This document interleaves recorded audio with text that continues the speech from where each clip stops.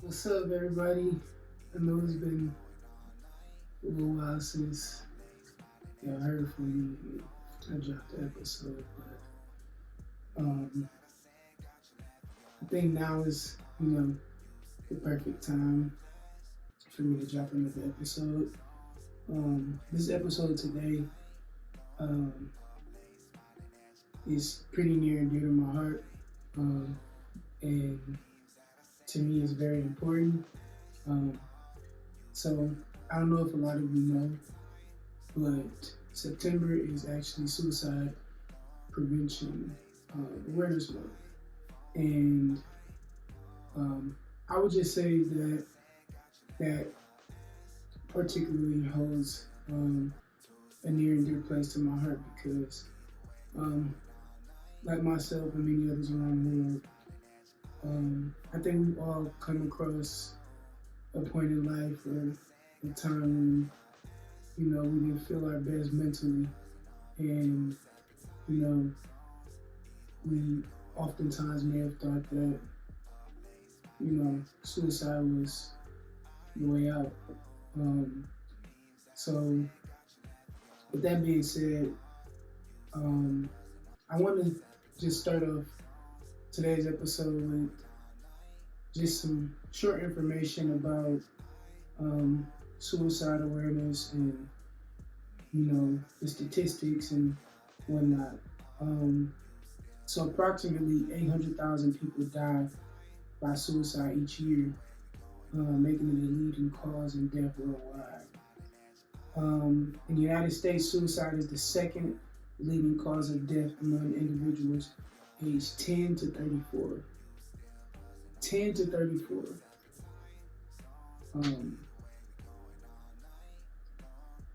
That's insane to me. Higher rates. Men are about 3.5 times more likely to die by suicide than women. The highest suicide rates among men are typically found in the 45 to 54 age group, with significant rates also in men aged 75 and older. Contributing factors, a lot of contributing factors are mental health, stigma, maybe sometimes family pressure, just pressure amongst your friend groups, things like that. I also want to kind of shed light on the increasing rate of suicide amongst children. Suicide is the second leading cause of death amongst children aged 10 to 14. While rates have increased across various demographics, there has been a notable rise among children of color, particularly.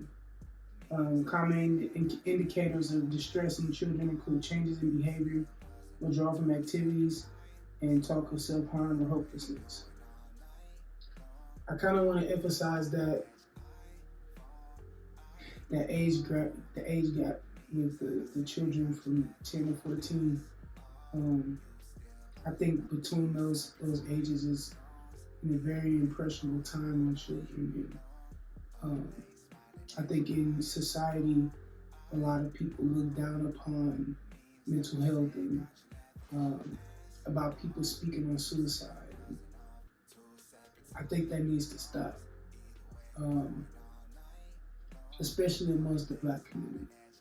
I feel like a lot of times we don't like to talk about the things that are hurting us or making us have those thoughts of suicide or making us have those thoughts of us not wanting to be here anymore. And one big reason why this is so special and important to me is I too myself have dealt with mental health a whole lot. Especially a couple of years ago, I went through, I would say, probably one of the most tumultuous years of my life. And I really, truly tried everything I feel like in my power to not have those thoughts and to be strong. And, sometimes us people that are strong typically are the ones that are the most weak. And I think at times It's not talked about enough about how hurting inside can seriously lead to things being acted out, in the physical. Um, myself, like I said, I was going through a really tumultuous time in my life, and I felt like every avenue in my life was just going downhill, and I had nowhere else to look, or I felt like I didn't have anything else to, live for. And that was probably me at my lowest point. And I think when we get to those points where we're at our lowest, we need people around us to build us up. And oftentimes, sometimes you might have those people around you that are trying to build you up, but you may not, in your head, with what you're going to think that they're there to support you. You may think you're out here alone. And at this time, I really did think I was alone. And not saying that there weren't multiple people that, were there for me and that were, by my side or in my corner. But I want to give a special shout out in particular to my support system being my little brother Josh was a very, very, very, very, very instrumental part in me still being here and me still being of sound mind. I'm not gonna go into details on exactly what the particular situation was, but I don't know how much I can say to him, and I try to say to him as much as possible that he really saved my life. I think it's very important for us to acknowledge those people and acknowledge those things that keep us here, and he gave me a reason to still be here without even knowing that he gave me a reason to still be here. All my family is very supportive, and I would say just as of recent in the last few years, being able to talk about mental health and things of that nature have started to come to the front. And we're able to talk about them and have open dialogue, have open conversations. I had a conversation with my older brother and my mom a couple of weeks ago, and they never really understood or knew all the things that I was going through mentally, and that I had contemplated suicide, at one point in time. But I would say through the power of prayer and through just people pouring into me and letting me know that I am loved and that I am valued. I think that's a big part in helping to stop this disease of suicide. I think just being able to pour into people and letting them know that love is real. Like you need to be here, and we want you here. And a lot of times that's stuff that someone needs to hear, and that people need to be able to understand, life can get hard. And like a lot of people say, life be life, and it does. And I think we have to come together, as a community of people to understand that suicide is very real. And it's at a point where it's starting to affect the younger generation.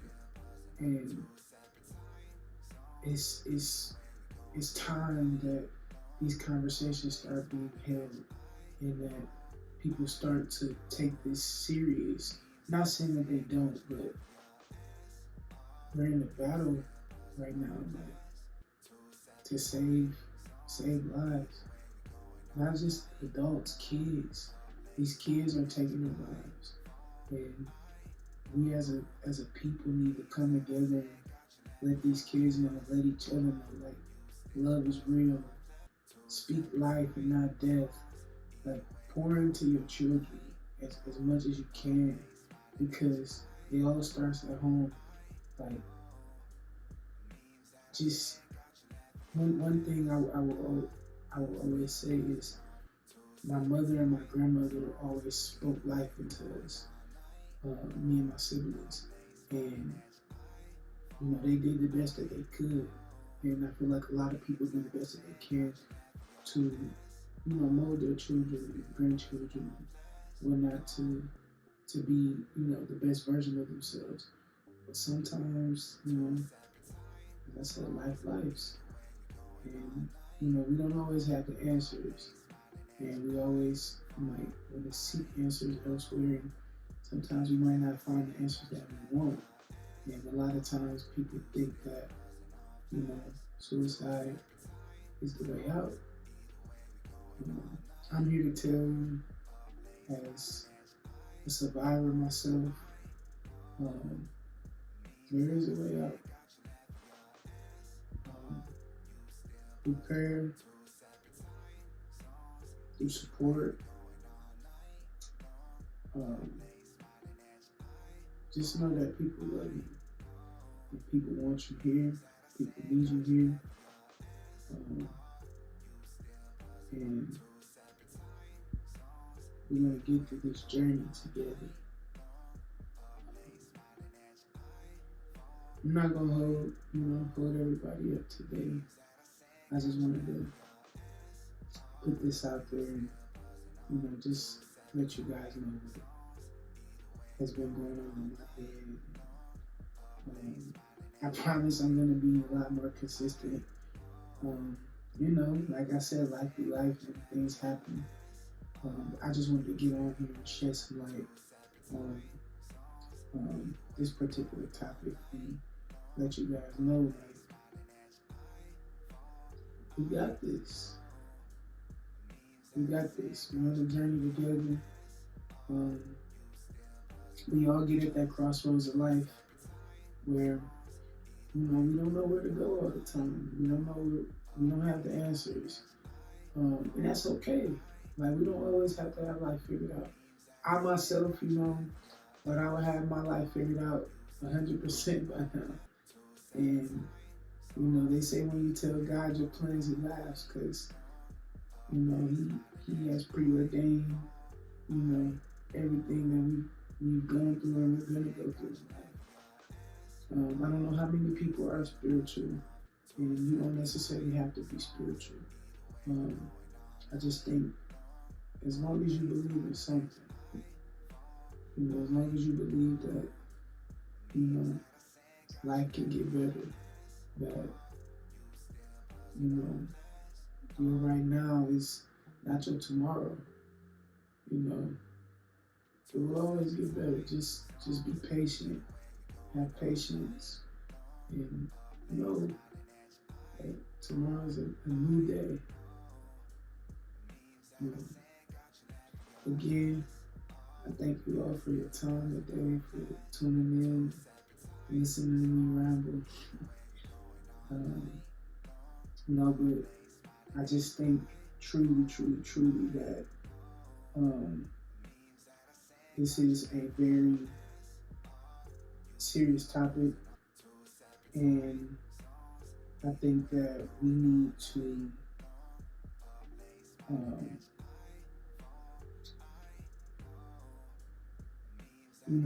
definitely take this more serious.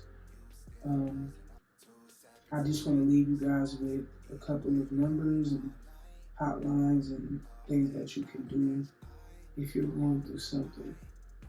I mean, I'm even open to talking to anybody if you got any issues. I would rather, me listen to your story, listen to what you're going through, than to listen to your eulogy at your funeral. And that's just God honest truth. So the National Suicide Prevention Lifeline can be reached at 1-800-273-TALK.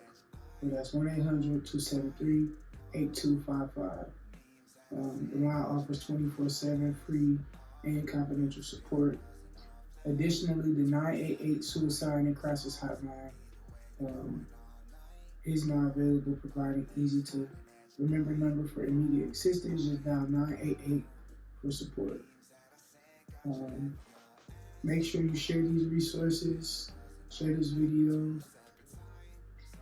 Like I said, we're in this journey together, and like always, it's always love, and keep tuning in. We got more to come. But again, like I said, I just wanted to finish off this month of suicide prevention awareness with something positive. I might have talked about some heavy things here, but I think it'll help out in the long run for sure. But again, I appreciate everybody for tuning in.